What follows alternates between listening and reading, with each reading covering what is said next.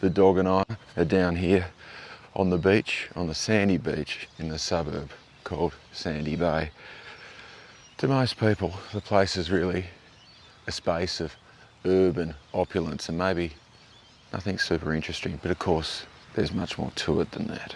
Sandy Bay borders Taroona, Mount Nelson, Denern, South Hobart and Battery Point. Population 12,500.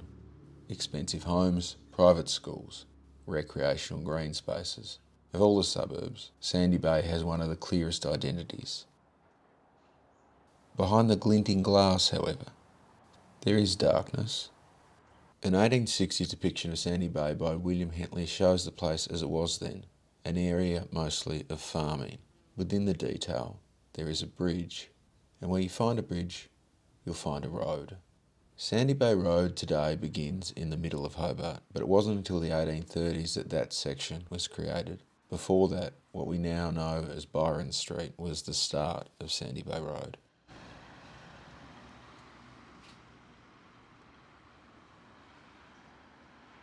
In 1840, around 80 unusual convicts arrived, having failed their attempt to rebel against the government in the British colony of Upper Canada. Their punishment was to be put to work in Van Diemen's Land, their main task being to extend the pathway to Browns River, now called Kingston.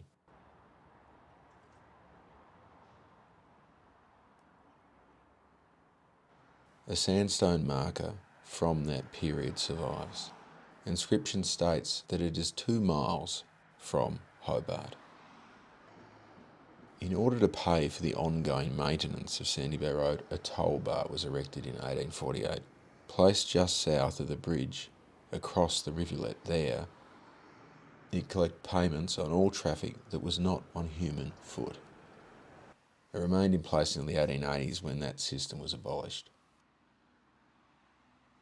Regular timed horse-drawn coaches running along Sandy Bay were established in 1846. The general use of horses in Sandy Bay continued for longer than one might imagine.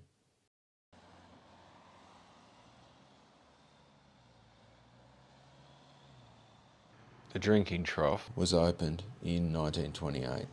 When the animal welfare activist Fanny Garrett died, a memorial to her, but for the benefit of both horses and dogs, was created.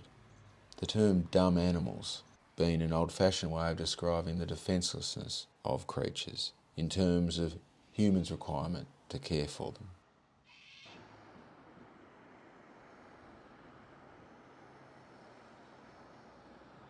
The introduction of trams along Sandy Bay kicked off in 1893, and it created a population boom in the suburb.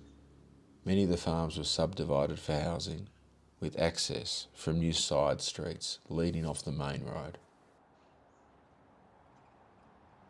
In time, those trams became trolley buses, and those trolley buses then became the freewheeling diesel buses. The Hobart Area Transportation Study was released in 1965. It was an attempt to predict the traffic patterns in Hobart by the year 1985 and what sort of things needed to be built to deal with all of that.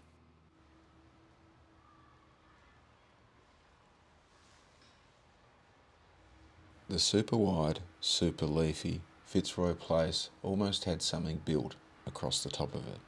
So the dog and I are here on Grosvenor Street. It's a quaint street that you wouldn't really come down unless you lived here. There was at one point a proposal to basically destroy it though. You'd have to knock down the houses on each side of the road here. This was all going to look very different because some people thought it might be a good idea to turn this all into a giant expressway. If it had happened, the kind of damage that could have been done to Sandy Bay would have been perhaps pretty similar to the damage that was done to Denern by the Southern Outlet. Everything was almost very different. The Grosvenor Expressway would have begun near Liverpool Street on elevated pillars joining up to Sandy Bay Road at the Lord Street junction. It would have bypassed the Sandy Bay shopping precinct, but excessive home demolition and limited payoff saw the blueprint put in the bin. Between the streets, among the built environment, there are remnants of true environment.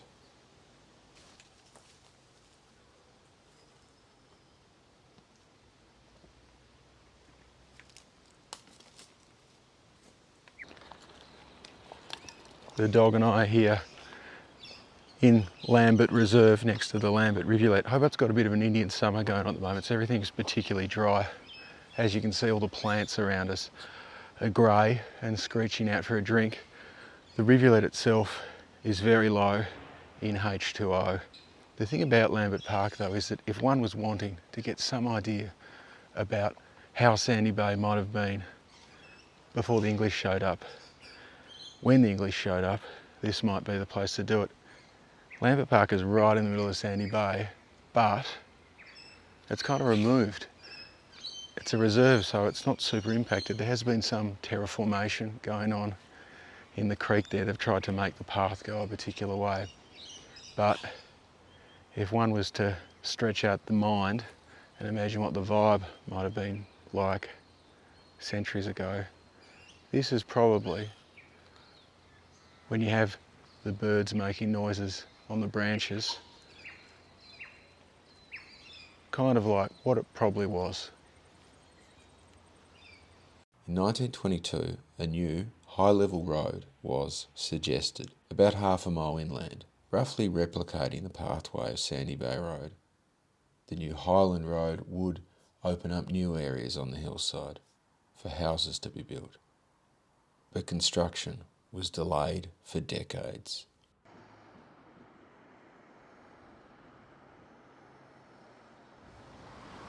The dog and I are down here at the Sandy Bay campus of the University of Tasmania. There's a whole bunch of campuses really for the university now, but this is the main one, and behind us here is the rugby field. Can't take you down there because the sign says no, but there's a reason we're here. Back when I was attending this education facility, there was a story going around about someone in our periphery, not in my immediate circle, but a friend of a friend kind of thing, and he'd been out drinking. I believe it was a Saturday night. He went to Nickleby's or Mayfair maybe and ended up at Club Surreal, something like that. And he came back home, but like you do when you're at uni and you don't have any money, you decide to walk, and he passed out on the field here. It was very muddy because it had been raining the day before and it had been churned up by the athletes playing sport.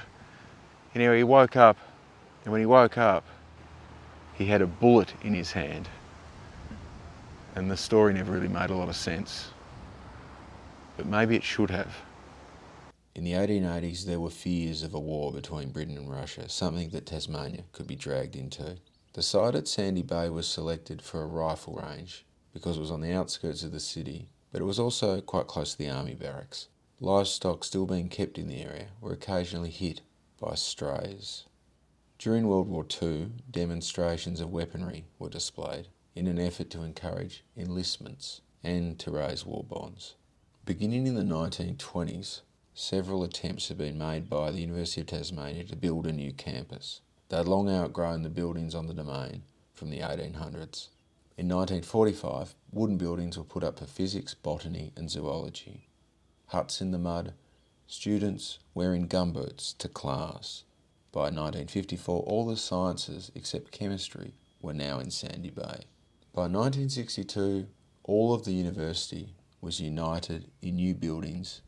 When all of the building was finally finished, Churchill Avenue was finally finished also. With no rifle range and no stray shots, it was safe to go back and forth. For everything that was built, an imagined Great Hall with an iconic clock tower, had it been completed, the site today might be more revered. In decades recent, the university has built new bases in places like Launceston and Burnie, and it has seen the gradual return to the main part of Hobart City in new structures purpose-built for the different disciplines, replacing the now aged and out-of-date structures at Sandy Bay. The slow motion evacuation of the Sandy Bay campus has been met with friction, specifically by a locally based protest movement. During the 2022 local government elections, voters in the Hobart Council were polled on their support for the university's move. 74% voted against. Skeptics of the objection suggest that this may have more to do with concerns of what the buildings left behind might become, being rezoned for mixed use and repurposed for housing. The University of Tasmania doesn't belong to the suburb of Sandy Bay. If anything, it probably belongs to the people who work there and to the students who pay to attend. Australia is a free country, and businesses, which universities definitely are, can basically choose where they operate from.